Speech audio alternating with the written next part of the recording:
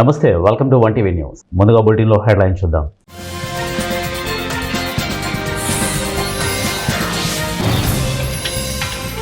త్వరలో చాలా సంచలనాలు జరగబోతున్నాయి. విజయసాయి ట్వీట్పై స్పందించిన మాధవ్.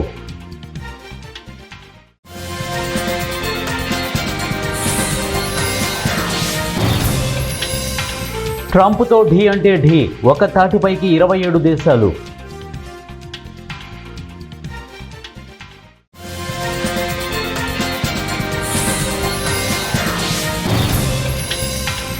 ఐరాస భద్రతా మండలిలో శాశ్వతంగా భారత్, కీలక ప్రతిపాదన.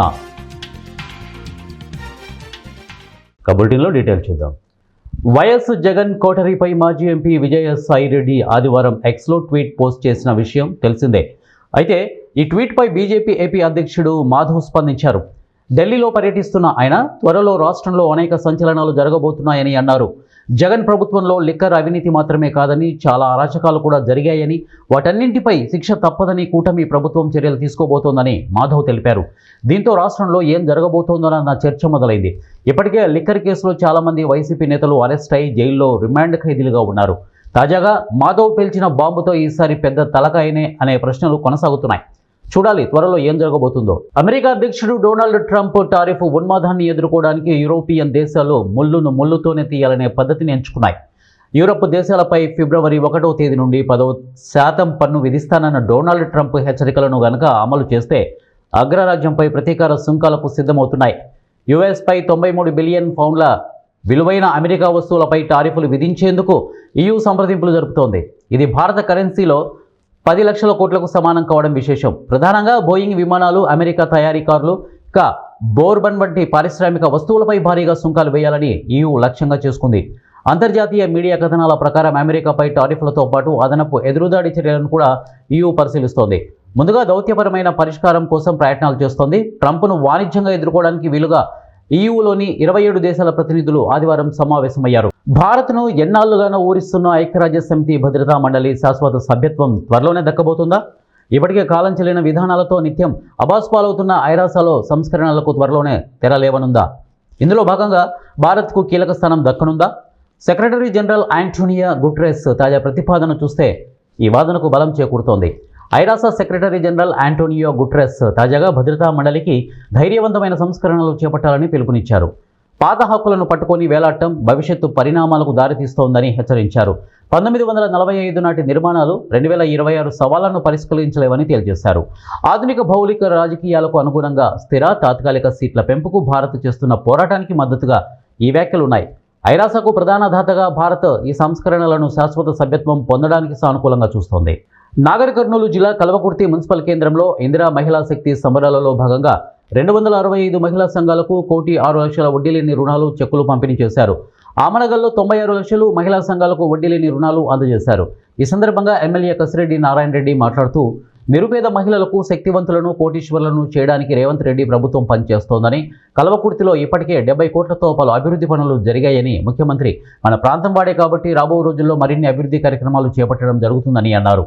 రాబోయే మున్సిపల్ ఎన్నికల్లో కాంగ్రెస్ పార్టీకి ఓటు వేసి గెలిపించి ముఖ్యమంత్రి రేవంత్ రెడ్డికి బహుమతిగా ఇవ్వాలని కోరారు. అలాగే త్వరలో ఇందిరమ్మ చీరలు ఆమనగల్లో 7,000కు పైగా, కల్వకుర్తిలో 9,000 ఇందిరమ్మ చీరలు పంపిణీకి రెడీగా ఉన్నాయని అన్నారు. ఈ కార్యక్రమంలో మున్సిపల్ కమిషనర్ మహమ్మద్ షేక్, ఆనంద్ కుమార్, శ్రీకాంత్ రెడ్డి, సంజయ్ యాదవ్ తదితర కాంగ్రెస్ నాయకులు పాల్గొన్నారు.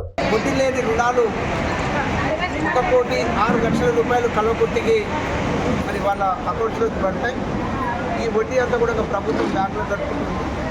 అదేవిధంగా ఆమన్గల్లో ఈరోజు 93 లక్షల 32,000 93 లక్షల 32,000 రూపాయలు దాదాపుగా మరి అక్కడ కూడా వడ్డీ లేని రుణాలను మహిళా గ్రూపులకు మరి బ్యాంకు లింకేజ్ చేయడం జరిగింది, వాళ్ళకు వెళ్తాయి. అదేవిధంగా ఆమన్గల్లో మరి రూరల్ ఏరియాలో ఇచ్చినప్పుడు ఆమన్గల్ మున్సిపాలిటీలో మరి చీరలు ఇందిరమ్మ శారీస్ ఇవ్వలేదు. ఆ చీరలు కూడా మరి దాదాపుగా 7,000 చీరలను అక్కడ పంపిణీ చేయడం జరిగింది. ఇక్కడ కల్వకుర్తి మున్సిపాలిటీలో ఒక వారం 15 రోజుల్లో అందరికీ కూడా దాదాపుగా ఒక 9,000 శారీస్ శాంక్షన్ అయి ఉన్నాయి ఇప్పటికి. కాబట్టి అవి కూడా పంపిణీ చేయడం జరుగుతుంది రాబోయే వారం 15 రోజుల్లో. మరి ఇక్కడ ముఖ్యంగా కల్వకుర్తిలో దాదాపుగా 70 కోట్ల రూపాయలు పెట్టేసేసి ఇక్కడ డెవలప్మెంట్ యాక్టివిటీస్ అన్ని విధాలుగా ఒక కల్వర్ట్ కావచ్చు, తర్వాత డ్రైనేజ్ కావచ్చు, వాటర్ ట్యాంక్స్ కావచ్చు, వాటర్ పైప్స్ కావచ్చు, డ్రైనేజ్ పైప్ లైన్స్ కావచ్చు, డిజిటల్ లైబ్రరీ కావచ్చు, తర్వాత షాపింగ్ కాంప్లెక్స్, తర్వాత నెక్స్ట్ రోడ్డు బ్యూటిఫికేషన్ అనుకోండి వెడల్పు చేయడానికి రోడ్ వైడ్నింగ్, ఈ విధంగా మరి ఈ మధ్య కాలంలోనే ఒక 15 కోట్ల రూపాయలు 2 నెలల్లోనే దానికోసం కూడా ఖర్చు పెట్టినాం. అదేవిధంగా ఇక్కడ 100 బెడ్ హాస్పిటల్ కూడా స్టార్ట్ అయిపోయింది. మరి కల్వకుర్తికి ఏ విధంగా చూసుకున్నా కూడా ఒక మంచి మార్గదర్శనం మనకు ముఖ్యమంత్రి గారు మన ప్రాంత వాసి అవ్వడం నుంచి అందులో మున్సిపల్ శాఖ కూడా ఒక బాధ్యత ఉంది. ఇంకా పూర్తిగా డెవలప్ అవ్వడానికి అవకాశం మనకు ఉంది. కాబట్టి నేను ప్రజలకందరూ కూడా విజ్ఞప్తి చేస్తున్నా, అక్కడ ఆమనగల్లి కానీ ఇక్కడ కల్వకుర్తి కానీ 2 మున్సిపాలిటీలలో మా వార్డు మెంబర్స్ చేయకుండా నిలబడ్డటువంటి వార్డు మెంబర్స్కు ఓట్ వేసి గెలిపించేసేసి చైర్మన్ కూడా చేసుకుంటే మరి ముఖ్యమంత్రి గారి దగ్గర నేను అదేవిధంగా డాక్టర్ మల్లురాయ్ గారు ఎంపీ గారు అందరూ కలిసేసేసి పీజీఆర్ఎస్లో వచ్చిన ప్రజా ఫిర్యాదులను సకాలంలో పరిష్కరించాలని జిల్లా కలెక్టర్ ఎంఎన్ హరేందర్ ప్రసాద్ అధికారులను ఆదేశించారు. నేటి సోమవారం కలెక్టరేట్లో నిర్వహించిన పీజీఆర్ఎస్లో కలెక్టర్ ప్రజల నుంచి వినతులు స్వీకరించి సంబంధిత శాఖలు వేగంగా చర్యలు తీసుకోవాలని సూచించారు. ఈ కార్యక్రమంలో మొత్తం 172 వినతులు అందగా ఇక రెవెన్యూ 63, జీవీఎంసీ 48, పోలీసు 7, ఇతర శాఖలకు 54 వినతులు ఉన్నాయి.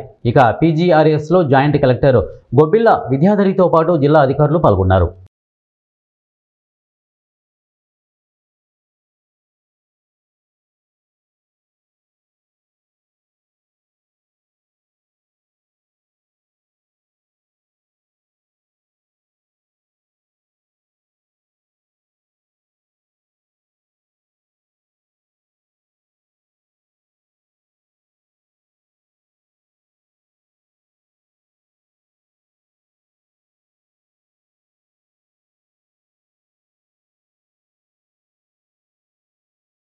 విశాఖ జిల్లా పెందుర్తి నియోజకవర్గంలోని నరవ గ్రామంలో 10వ తరగతి విద్యార్థులకు రీడింగ్ మెటీరియల్ పుస్తకాల పంపిణీ కార్యక్రమం నిర్వహించారు. గ్రేటర్ విశాఖపట్నం మున్సిపల్ కార్పొరేషన్ 88వ వార్డులోని జిల్లా పరిషత్ ఉన్నత పాఠశాలలో జరిగిన ఈ కార్యక్రమంలో జనసేన పార్టీ ఉమ్మడి విశాఖపట్నం రూరల్ జిల్లా అధ్యక్షులు పెందుర్తి ఎమ్మెల్యే పంచకర్ల రమేష్ బాబు పాల్గొన్నారు. త్వరలో జరగనున్న 10వ తరగతి పబ్లిక్ పరీక్షలను దృష్టిలో ఉంచుకొని విద్యార్థులకు అవసరమైన రీడింగ్ మెటీరియల్ పుస్తకాలను ఎమ్మెల్యే పంపిణీ చేశారు. ఈ సందర్భంగా విద్యార్థులకు ఎమ్మెల్యే రమేష్ బాబు శుభాకాంక్షలు తెలియజేస్తూ క్రమశిక్షణతో చదివి ఉత్తమ ఫలితాలు సాధించాలని సూచించారు. ఈ కార్యక్రమానికి రాష్ట్ర irrigation corporation director Madaka Parvathi, special officer Ramarao, NDA మహాకూటమి నాయకులు, వీర మహిళలు, పాఠశాల విద్యార్థులు, ఉపాధ్యాయులు పెద్ద సంఖ్యలో హాజరయ్యారు. 2 నిమిషాల్లో రెస్పాండ్ అవ్వటం అంటే ఆ కమిట్మెంట్ చూడండి, అది ఎదిగే నాయకుడు ఉండాల్సిన లక్షణం. అది మీరైనా మేమైనా ఎవరైనా కూడా. అందుకనే ఆ నమ్మకంతో ఆ కాన్ఫిడెన్స్తో మీకు చెప్తా ఉన్నా, మీరు అన్నీ కూడా కాగితం మీద పెట్టి ఇవ్వండి, తప్పకుండా అన్నీ కూడా చేస్తా. ఎందుకంటే మీ స్పెషల్ ఆఫీసర్కి కూడా నాతో డే టు డే సంబంధాలు ఉన్న వ్యక్తి కాబట్టి, ఆయన ఈ స్కూల్కి స్పెషల్ ఆఫీసర్ కాబట్టి నా సంగతి ఆయన కూడా తెలుసు కాబట్టి ఆయన స్కూల్ ఎలా చూసుకోవాలో ఆయన నేను చూసుకుంటా. మనస్ఫూర్తిగా ఈరోజు 100 రోజుల ప్రోగ్రాం ఇచ్చి 10th క్లాస్ స్టూడెంట్స్కి ఇస్తున్న ఏదైతే బుక్స్ ఉన్నాయో, తర్వాత మీరు గ్రేడ్ల వారికి కూడా చెప్పారు 33 మంది ఇలా ఉన్నారు, మిగతా వాళ్ళు ఇలా ఉన్నారు, ఫస్ట్ స్టేజ్లో ఇలా ఉన్నారని. నాకు ఏమీ తెలియదు. 100% మాత్రం 10th క్లాస్ పాస్ అవ్వాలి. దానికి మీరందరూ కూడా కృషి చేయండి. 10th రిజల్ట్ వచ్చిన తర్వాత మీరు పిలవకుండానే నేను ఇక్కడికి వచ్చి మిమ్మల్ని అభినందించాలి. ఆ రోజు కోసం వెయిట్ చేద్దాం. ఎందుకంటే కొన్ని మాటల ద్వారా కాదు, చేతల ద్వారా మనం నిరూపించుకోవాలి. పిల్లలను మీరు ఇంటికి వెళ్ళి తీసుకురావడం దగ్గర మొదలెడితే, పిల్లలు మీ స్కూల్ చుట్టూ పిల్లల్ని పట్టుకుని పేరెంట్స్ తిరిగే రోజు తీసుకొస్తేనే ఈ ప్రభుత్వం ఖర్చు పెడుతున్న ప్రతి రూపాయికి సార్థకత ఉంటుంది అని చెప్పి భావిస్తూ, ఇలాంటి ఒక మంచి కార్యక్రమంలో నన్ను ఇన్వాల్వ్ చేసిన ప్రతి ఒక్కరికి, మా హెడ్ మాస్టర్ అవ్వచ్చు, వారి టీచర్స్, సిబ్బంది అవ్వచ్చు, అందరికీ మనస్ఫూర్తిగా ధన్యవాదాలు తెలియజేస్తూ, మీనాక్షి నగర్ ఇండియా పెంతుకోస్తు దేవుని సంఘం 2వ వార్షికోత్సవానికి ఎమ్మెల్యే బొండా ఉమామహేశ్వరరావు హాజరయ్యారు. సోమవారం 64వ డివిజన్ మీనాక్షి నగర్లోని ఇండియా పెంతుకోస్తు దేవుని సంఘం పాస్టర్ ఎలీషా మరియు వారి సంఘస్థులు నిర్వహించిన సంఘం 2వ వార్షికోత్సవ కార్యక్రమం సందర్భంగా వారి ప్రేమపూర్వక ఆహ్వానం మేరకు గౌరవనీయులు ప్రభుత్వ విప్ సెంట్రల్ నియోజకవర్గ శాసనసభ్యులు బొండా ఉమామహేశ్వరరావు ముఖ్య అతిథిగా హాజరయ్యారు. ఈ సందర్భంగా బొండా ఉమా సంఘస్థులకు 2వ వార్షికోత్సవ శుభాకాంక్షలు తెలియజేస్తూ ప్రతి ఒక్కరూ క్రీస్తు మార్గంలో నడుచుకొని ప్రేమ, శాంతి, సేవాభావంతో జీవించాలని సూచించారు. నూతన సంవత్సరంలో సంఘ సభ్యులందరికీ ఆరోగ్యం, క్షేమాభివృద్ధి కలగాలని ఆకాంక్షిస్తూ అభినందనలు తెలియజేశారు. ఈ సందర్భంగా కలవటం చాలా సంతోషం. అందరికీ కూడా యేసు ప్రభు వారి ఆశీస్సులతో మనందరికీ ఆరోగ్యం బాగుండాలి, అన్ని రకాలుగా మంచి జరగాలి. ఈ నూతన సంవత్సరం మనందరి జీవితాల్లో కొత్త వెలుగులు రావాలని ఆ ప్రభువుని మనం కోరుకోవాలని కోరుకుంటూ అందరికీ కూడా మరొకసారి శుభాకాంక్షలు తెలియజేస్తూ మీ అందరికీ మరొకసారి వందనాలు తెలియజేస్తూ సెలవు తీసుకుంటాం. కాకినాడ జిల్లా నియోజకవర్గ కేంద్రమైన జగ్గంపేటలో ప్రాథమిక ఆరోగ్య కేంద్రం లేకపోవడం చాలా విచారించదగ్గ విషయమని వైసీపీ రాష్ట్ర కార్యదర్శి ఒమ్మి రఘురామ్ అన్నారు. గత వైసీపీ పాలనలో జగ్గంపేట పట్టణంలో ఉన్న కమ్యూనిటీ హెల్త్ సెంటర్ను గండేపల్లి మండలం జడ్ రాగంపేట పంచాయతీ పరిధిలోనికి తరలించుకుపోయారని, జగ్గంపేట పట్టణానికి కనీసం ప్రాథమిక ఆరోగ్య కేంద్రం లేక ఇక్కడ ప్రజలు వైద్యానికి చాలా ఇబ్బందులు పడుతున్నారని అన్నారు. 24,000 జనాభా ఉన్న మండల కేంద్రమైన జగ్గంపేట పట్టణం పక్కనే ఉన్న రాజపూడి గ్రామంలోని ప్రాథమిక ఆరోగ్య కేంద్రంపై ఆధారపడడం ఏంటని ప్రశ్నించారు. తక్షణమే జగ్గంపేటకు ప్రాథమిక ఆరోగ్య కేంద్రాన్ని ఏర్పాటు చేయాలని డిమాండ్ చేశారు. అటువంటి గ్రామాలకు కానీ ఫేస్ చేస్తున్నటువంటి ఒక సమస్య గురించి ఈరోజు ఈ పత్రికాముఖంగా ప్రజలకి, అధికారులకి తెలియజేసి దాని పరిష్కారం కోసం డిమాండ్ చేయడం కోసం ఈరోజు ఈ ప్రెస్ మీట్ని ఏర్పాటు చేయడం జరిగింది. మనందరికీ తెలుసు, జగ్గంపేట నియోజకవర్గ కేంద్రం. ఈ నియోజకవర్గ కేంద్రంలో గత సంవత్సరం వరకు community health centre CHC hospital అనేది మనందరికీ అందుబాటులో ఉండేది.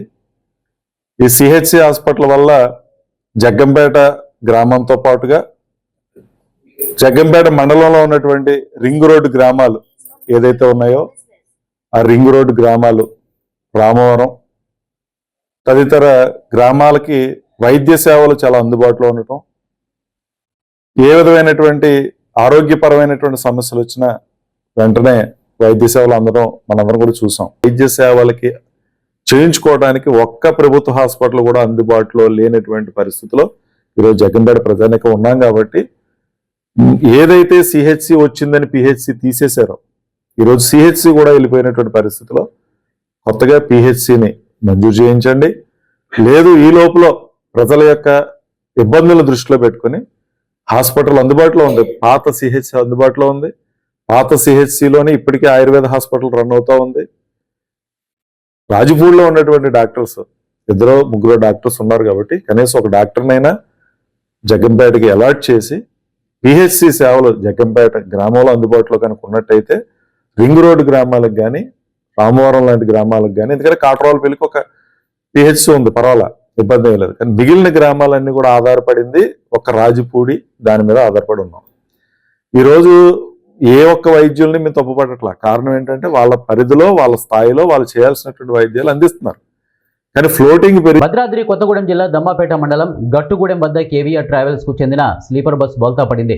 40 మంది ప్రయాణికులతో రాజమండ్రి నుండి హైదరాబాద్కు వెళ్తున్న KVR travels sleeper bus Ashwaraopeta దాటి 20 కిలోమీటర్లు వెళ్లిన తర్వాత గట్టుగూడెం వద్ద అదుపు తప్పి రోడ్డు పక్కన పొలాల్లోకి బోల్తా పడింది.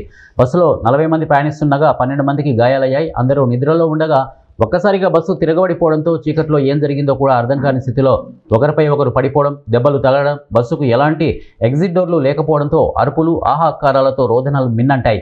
నేషనల్ హైవే కావడంతో అటుగా వెళ్తూ గమనించిన వాహనదారులు రావడం ఒక్కొక్కరిని బయటకు తీశారు. సమాచారం తెలుసుకున్న పోలీసులు ఘటనా స్థలికి చేరుకుని క్షతగాత్రులను పోలీసు వాహనాల్లో, అంబులెన్సుల్లో దమ్మాపేట ప్రభుత్వ ఆసుపత్రికి తరలించి చికిత్స అందిస్తున్నారు.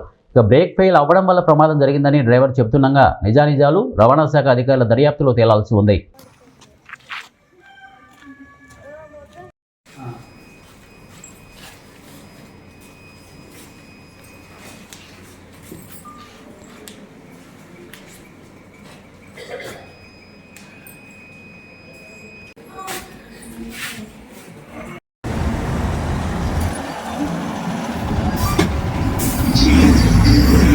బులెటిన్ ముగించే ముందు హెడ్లైన్స్ మరొకసారి.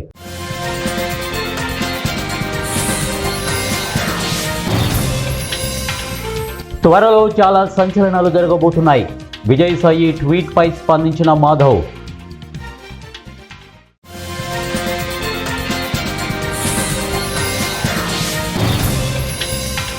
ట్రంప్తో ఢీ అంటే ఢీ, ఒక తాటిపైకి 27 దేశాలు.